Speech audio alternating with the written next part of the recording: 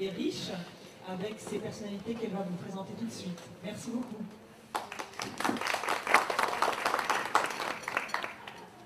Bonjour à toutes, et je le vois un peu à tous aussi tout de même.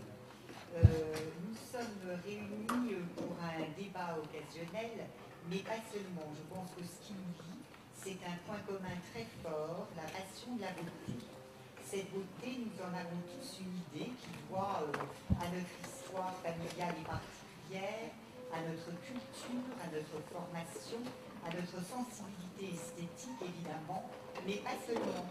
Et c'est aussi pour éclairer ce faisceau d'influence, c'est pour expliquer un peu comment naît et se développe l'idée de la beauté, comment elle se codifie, comment elle se pérennise, ou comment elle mute au contraire, que nous avons réuni le docteur Jean-Paul Agès, qui est chirurgien, plasticien et esthéticien, ancien expert près la cour d'appel de Paris, qui a une particularité très agréable. Il ne met pas seulement en œuvre la beauté, il la pense aussi.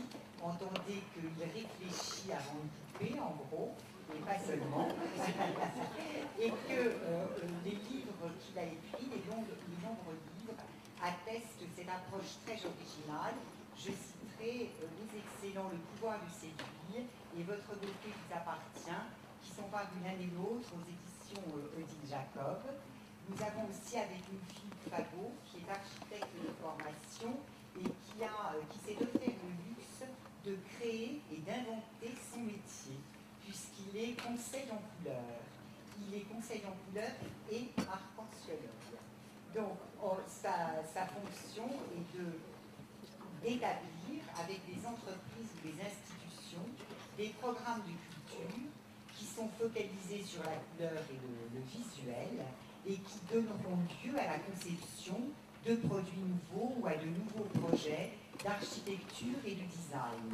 Il est très engagé dans l'enseignement, il donne des cours et des conférences dans des écoles d'ingénieurs, d'art appliqué, de design, d'architecture, et on va avoir au mois de septembre, et nous nous en réjouissons, un livre qu'il a co-dirigé avec 48 participants, et là je souffre vraiment pour vous, et sur la couleur des aliments. Max Herland, que nous connaissons toutes et tous, et nous rejoindra un peu plus tard. Il a commencé sa carrière comme magicien, il ne le sait pas, mais il est resté, puisqu'il est maquilleur. Et Max a passé de longues années chez Bourgeois. Il continue de maquiller dans le monde entier des étoiles de la scène, des podiums, de la politique. Il partage aussi généreusement ses secrets, puisqu'il vient d'enregistrer une série d'émissions, Chaud le vent, une série d'émissions sur le bien-être, que nous verrons également bientôt. Donc, ma première question va s'adresser à l'un et l'autre d'entre vous. Est-ce que la beauté a toujours connu cette modélisation, cette mise en règle et en mesure qu'on appelle le canon, ou bien est-ce que c'est une idée relativement récente? Non, c'est pas récent du tout. En fait, les éléments, les canons de la beauté ont été au 5e siècle avant Jésus-Christ par un sculpteur grec qui s'appelle Polyclète. Et Polyclète a écrit un livre qui s'appelle Les Canons, où il a défini les canons de la beauté dans les proportions entre différentes parties du corps. C'est-à-dire à ce moment-là, le corps devait avoir 2 fois le volume ou la dimension de la tête. Il a été le premier à énoncer ces premiers canons. Et ensuite, ça a été repris bien sûr à la Renaissance, au Moyen-Âge. Donc, les peintres voulaient retrouver ces proportions divines qu'avait données dans l'art grec. Ensuite, c'est développé de plus en plus, et ces canons ont toujours perduré dans l'art. Même au 1956, le Corbusier avait parlé de son moduleur. C'est une forme qui épousait les canons de la beauté. En 1618, on trouvait avec la hauteur de l'accord par rapport au nombril, hauteur du nombril. Il disait que ce sont les proportions idéales. On a toujours parlé des proportions du corps comme élément de beauté, comme canon de beauté. Il y a simplement eu 2 brèches dans cette manière de penser la beauté d'une manière morphologique. Cette brèche a été Platon et l'Ancien Testament qui ont apporté une dimension spirituelle à la beauté. On dit que la beauté n'était pas simplement définie par des moyens morphologiques, physiques, mais par autre chose. On trouve dans ces deux, Platon et l'Ancien Testament, cette dimension spirituelle. Ils ont dit que la beauté devait avoir aussi une composante de grandeur, de générosité. Dans l'Ancien Testament, on parle aussi de don. Ce don, cette approche de l'autre avec le don qui rendait beau. Ce sont les deux moyens, et c'est important parce qu'on verra qu'aujourd'hui, on retrouve un petit peu ces dimensions dans la beauté. Ce que je voulais dire, c'est l'évolution de la beauté. Et Philippe, ça démarre littéralement au moment du classicisme grec, ou bien on a déjà des manifestations préalables, de tentatives canoniques. Ça reste toujours spéculatif parce qu'on s'interroge sur l'art préhistorique, sur les représentations visuelles des personnages à l'époque préhistorique. Mais il n'en demeure pas moins qu'on pourrait suggérer, c'est une hypothèse en tout cas, que cet homme, notre lointain ancêtre Homo habilis, qui a formé, qui a gravé dans un os ce fabuleux visage de la dame au bras sans pluie, sans savoir qui elle était. Est-ce que c'était une proie? Est-ce que c'était une convoitise? Est-ce que c'était une compagne? Est-ce que c'était sa fille? Est-ce qu'il y avait une descendance? Mais il n'en demeure pas moins qu'à mes yeux, cette dame de bras sans pluie qui a la taille d'une phalange, hein, et elle fait à peu près 2 cm, concentre, focalise tout ce qu'il y a dans... Regardez-nous, mettez le micro. D'accord. Donc, il y a dans ce petit morceau d'os la concentration de tout l'amour, de tout le sentiment. Et ce qui est tout à fait étonnant, c'est que les proportions sont respectées, les yeux sont à leur bonne place, par contre, il manque les lèvres. Ce sculpteur, ce graveur a omis, ou alors, on ne sait pas, on peut tout à fait fantasmer sur cette absence de lèvres, d'orifice, mais en tous les cas, pour moi, c'est vraiment ce prototype de beauté. Et puis après, bien évidemment, alors comme c'est une pièce qui a été pendant des siècles et des siècles absolument inconnue, elle a été découverte au XIXe, donc Phidias,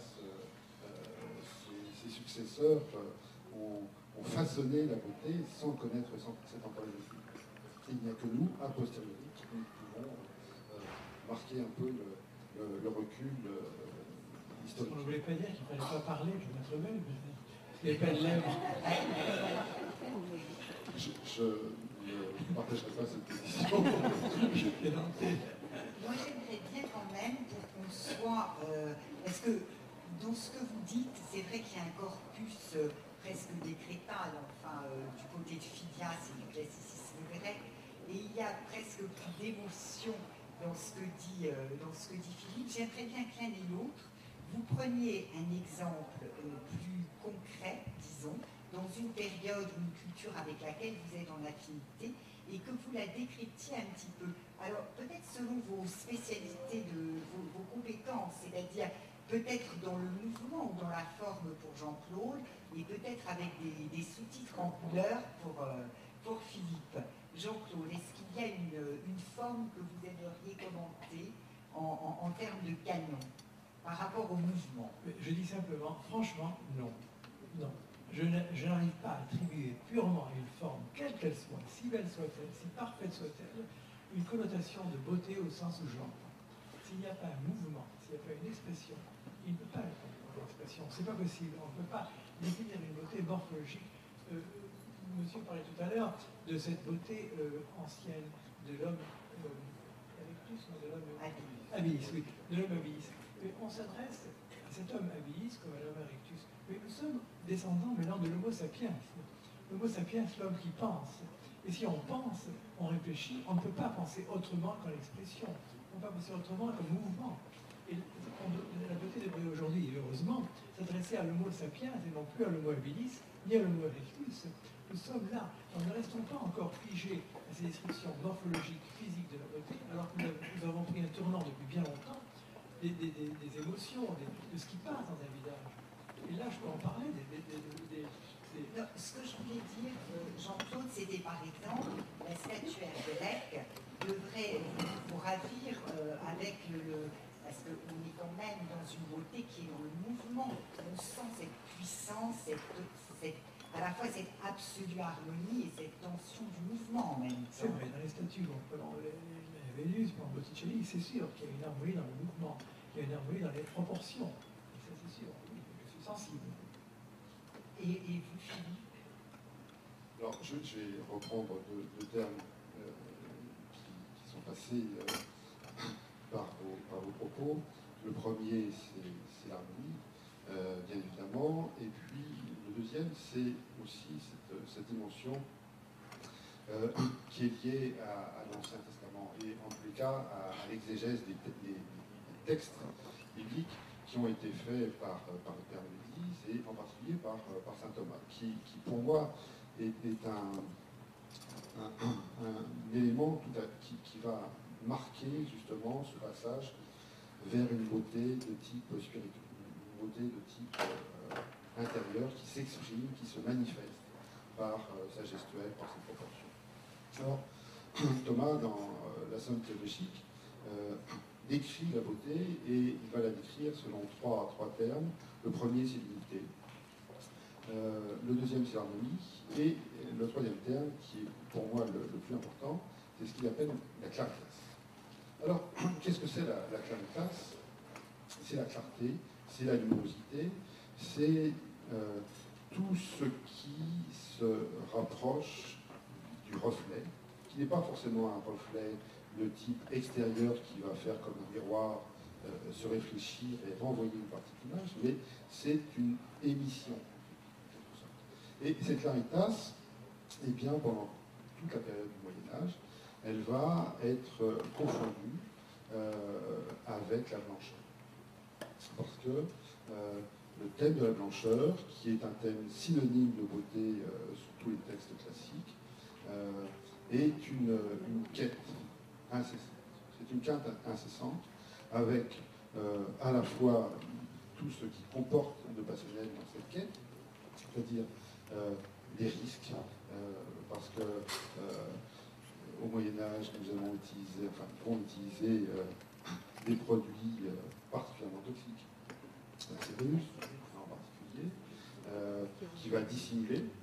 Et puis également, l'autre partie de ce que l'on pourrait appeler la claritas, mais sur le plan de la valorisation, eh bien, des produits d'origine végétale qui vont ourler certains traits. Donc ce rapport entre la blancheur et puis la rougeur, qui est très contrôlé, c'est ce qui va façonner, codifier dans une certaine mesure la beauté esthétique. Et puis on va trouver dans des textes absolument magnifiques les premières recettes, les premiers codes, les premiers conseils de beauté. Et là, je pense à un ouvrage qui est la décoration corporelle, la décoration corporelle, qui est un ouvrage qui date de 1540, dans lequel il y a ces premiers conseils qu'on trouve toujours dans la presse actuellement, et qui, à la fois, prescrit et proscrit. C'est-à-dire qu'il y a des recommandations et il y a des interdits. Alors, ce rapport lointain à la claritas, que je retrouve toujours dans le discours de la beauté au XXIe siècle, ce rapport à l'éclat, ce rapport à la luminosité, ce rapport à la brillance, c'est pour moi une longue histoire. C'est une très très longue histoire qui perdure. Et puis, il y a un deuxième aspect qui est celui d'une certaine authenticité. Alors, pour cette authenticité, là, je vais faire référence toujours à la littérature médiévale, autour d'un ouvrage emblématique que tout le monde connaît, c'est l'Ode à Cassandre de Ronsard, Mignonne à en voir si la rose, etc., etc. Et là, le poète va comparer la beauté féminine au modèle naturel, au modèle de la perfection naturelle, avec tout ce qu'il a de fragile et tout ce qu'il a de subtil, de ravissement, de subtil. On est vraiment dans une exaltation à ce moment-là. Et très progressivement, donc on passe du culte de la blancheur comme synonyme de beauté à un culte de l'incarnat, hein, du rose, qui à la fois est un rose symbolique, mais aussi un rose qui se rapproche de la couleur naturelle de l'épiderme. Et pour le... Il y a une chose qui me frappe dans ce que vous dites tous les deux, en fait. Vous parlez de la blancheur, qui est à la fois une qualité esthétique, mais qui est l'expression d'une qualité morale, d'une certaine manière, de la pureté. Jean-Claude parle de l'expression et du mouvement. Si je comprends bien, Jean-Claude, c'est aussi l'expression des sentiments, d'une intériorité.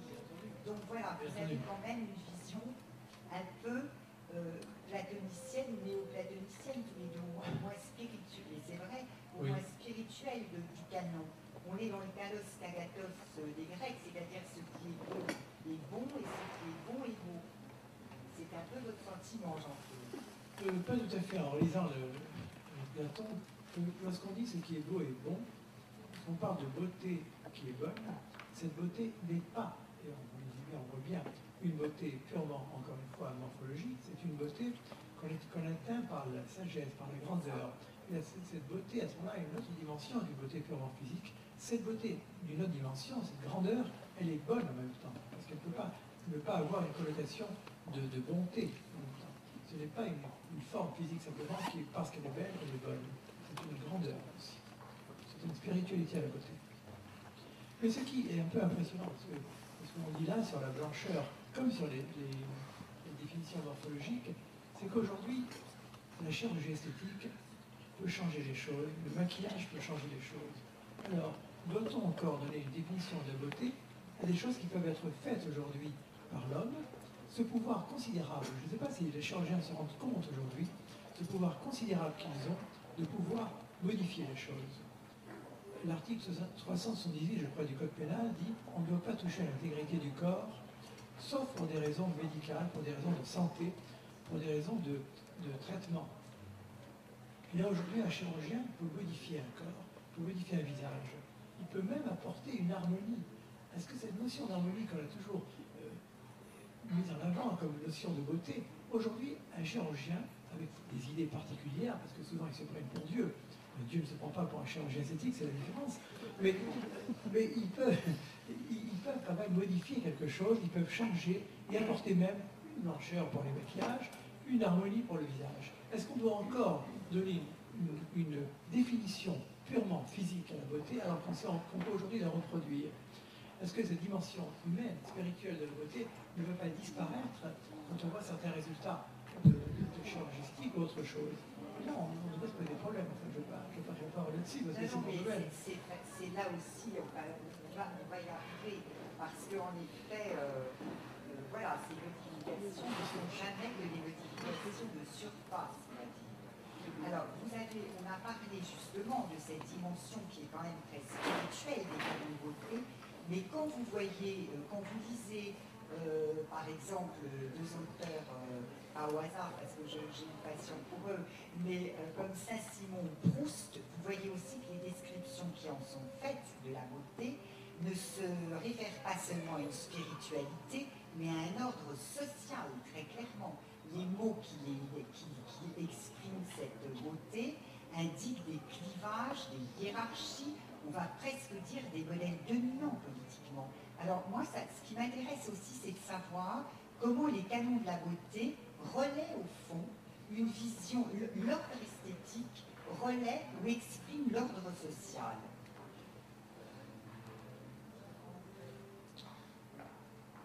Cette question est tout à fait dans la continuité, bien évidemment, de nos propos antérieurs, parce que je m'étais arrêté au Moyen-Âge, j'avais fait une pause au Moyen-Âge, mais lorsqu'on passe à la Renaissance, l'ordre moral change. C'est-à-dire qu'il y a une baisse de l'influence religieuse et une montée progressive de la pensée profane. Et avoir recours au maquillage, avoir recours à des artifices qui vont modifier l'apparence, c'est une transgression. C'est une transgression parce que, antérieurement, il était tout à fait capital de respecter l'ordre naturel qui nous avait été donné, le corps donné, cette dimension divine qui s'incarne dans les êtres. Et dès l'instant où on va maquiller, on va dissimuler, valoriser, et bien là, on est dans une dimension qui est une dimension tout à fait transgressive. Donc là, je crois qu'il y a vraiment cette mutation sociale, cette mutation de la pensée collective qui va s'exprimer par les usages, que l'on verra ultérieurement. Alors, pour moi, cette période de Renaissance est une période